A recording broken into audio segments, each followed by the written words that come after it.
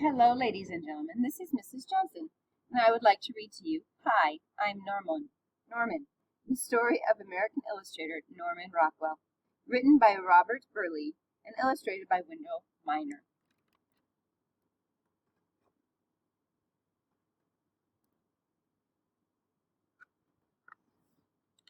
Hi, I'm Norman. Norman Rockwell. Come on in. This is my studio. Here's the easel where I paint, and there are the paints, the brushes, my chair, and the walls hung with sketches. You name it. I love it here. Every artist loves being in the studio. I close the door behind me and enter my own special world, because art is my life and has been for as long as I can remember. Of course, I haven't always had a nice studio like this one. No, not at all. Here I am, a little kid, after dinner at the dining room table, drawing while my dad reads me David Copperfield. I loved listening to his calm, soft voice. Slowly the characters came alive in my mind. Does that ever happen to you? I bent forward, biting my lip, erasing and starting again, until I captured the people and the scenes I heard there on the paper in front of me. Even way back then I loved telling stories with pictures, and I still do. But our dining room wasn't my only studio. In those days, sometimes I had a much bigger one. My outdoor studio, the street. I wasn't much of a ball player, but when I drew, things changed. The guys in the neighborhood liked me. Draw us a picture, Norm. I'd grab a piece of chalk from my pocket, kneel down on the sidewalk, and before you knew it, there was a picture of a big lion's head, or one of Admiral Dewey's battleships, or maybe even a fire truck being pulled by horses. Everyone would yell, "Look at that! Do one more!" The truth is, my ability was just something I had, like the color of my hair or eyes. My older brother, Jarvis, could jump over 3 orange crates. Me, I could draw. Oh, I nearly forgot. Grade school.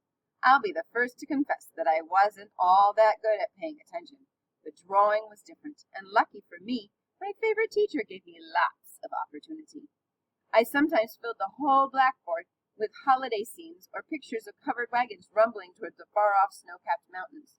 I admit I was pretty darn proud when Miss Smith said with a smile, "Norman's drawn something we've been reading about, settlers heading west on the Oregon Trail." My classmates let out a big, "Oh!" That was great to hear. But art school, a few years later, wasn't always as easy. I can still picture the room where the art students worked. The gray light drifted down through the skylights, the smudged walls, and the floors littered with rags and hardened paint. But who cared? If you love something, you take the bad with it, too, right? I still remember things my teachers told me. Step over the frame, Norman, and live in the picture. Feel a picture hard, Rockwell, and the public will feel it the same way. Now and then my favorite instructor would walk by and correct my drawing by scrawling a big, thick charcoal line through something I thought was perfect. Ouch! That hurt. But I listened, learned, and got better and better. I even won a prize in illustration class. You might say I entered art school raw and came out cooked. It was time to test myself in the real world, and believe me, I wanted to pass the test. There wasn't a job I wouldn't accept. I drew Santas and angels for Christmas booklets. I drew body parts for medical texts. I illustrated a children's book, too. I was a young, struggling artist, and every smidgen helped. Whatever I did my best. I painted 100% in gold at the top of my easel. Every time I began a picture, I was determined that it would be perfect. Funny, but I sometimes felt I was chasing, and at the same time being chased.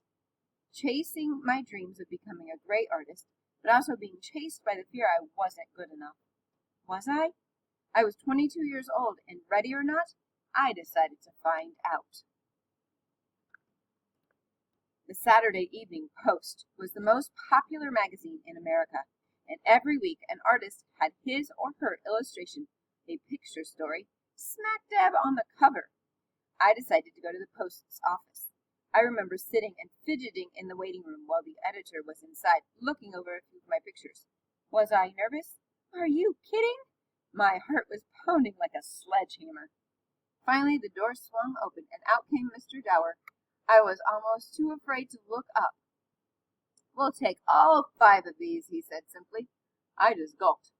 For a moment, I couldn't find any words. I was overjoyed. My paintings on the cover of the Saturday Evening Post, and $75 for each one. Wow! Over the years, I did 300 plus covers for the Post, which is a lot of ideas to come up with. And doing covers is doubly hard because a cover has to tell the whole story in one picture, and the viewer has to get it at first glance. Bingo, just like that. How do I get ideas? Well, I doodle. Ever try it? It's my way of brainstorming. I let my mind wander as I scratch out funny little pictures, one after the other. Maybe up comes a dog, then a bit later, perhaps a person, a hungry man.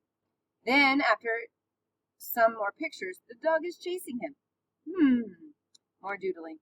Perhaps the man is carrying something the dog wants. What could it be? Hey, a fresh baked pie. Now I see it, the picture story. A tramp is running away, carrying a pie he has just stolen, and a hungry pup is barking after him. Arf, arf. In fact, that's one of my Post covers. I called it Guess What? Dog biting man in seat of pants. Before I start my painting, I always set up the whole scene to look just as it will in the final picture. I search hard for my models, too. Adult models and even kid models are fairly easy. At least you can talk to them. But how about animals? Some sure can be tough to persuade. I even used a turkey model once. It didn't seem to know it was destined for stardom. It hopped from the model stand and fluttered around the room, flapping its wings and snapping its beak until it settled down. I hid behind some crates until the coast was clear, wondering if I should have been an animal trainer instead of an artist. But I told myself I was an artist, and I finished the painting at last. Then suddenly I was famous. People saw themselves in my pictures. I portrayed average people, everyday Americans, sometimes happy or sometimes confronting life's little problems, but always with a bit of humor. What did I paint? Just simple things. A grandfather laughing at his look-alike snowman, a schoolgirl waiting outside the principal's office, a boy and girl watching the moon, a scrawny teenager lifting weights. But no matter what I painted, I was always trying to show how I saw the world. The truth is, I couldn't paint ugliness. I suppose I painted life like I'd like it to be. As I grew up, I found the world wasn't always a pleasant place. So I decided that even though life wasn't perfect, I'd paint only the ideal aspects of it. That way, my pictures showed the best side of things. But what should an artist do when war comes? Well, I volunteered. I was too old to fight, but I fought with the one weapon I had, my art. I made 4 paintings and called them the 4 Freedoms, based on the speech President Franklin D. Roosevelt gave during World War II. I wanted to show what we were fighting for, freedom of speech and worship, and freedom from wanton fear. Paintings were exhibited around the country and helped bring in millions of dollars in war bonds. Once I went up with a squad of paratroopers in training. Talk about courage! I watched them leap out, one by one, from the plane's doorway and into the blue sky as their chutes loomed open. Geronimo! I had to sketch fast, too, but I got it all. Hey, I wasn't called the kid with the camera eye for nothing. The war was finally over. The world was changing.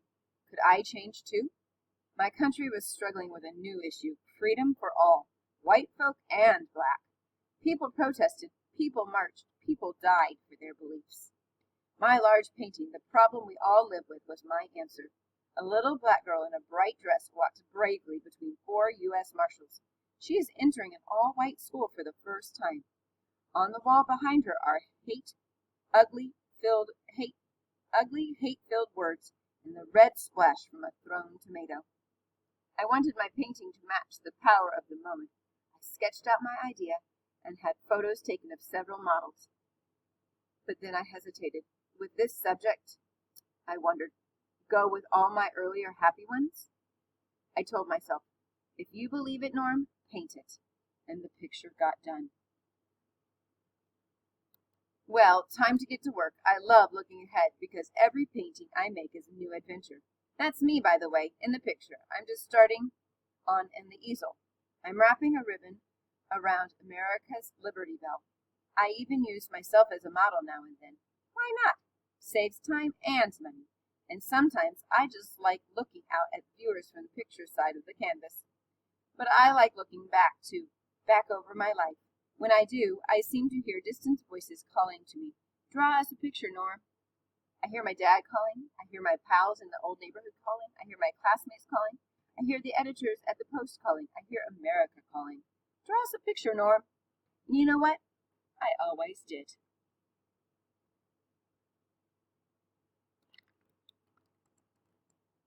The end.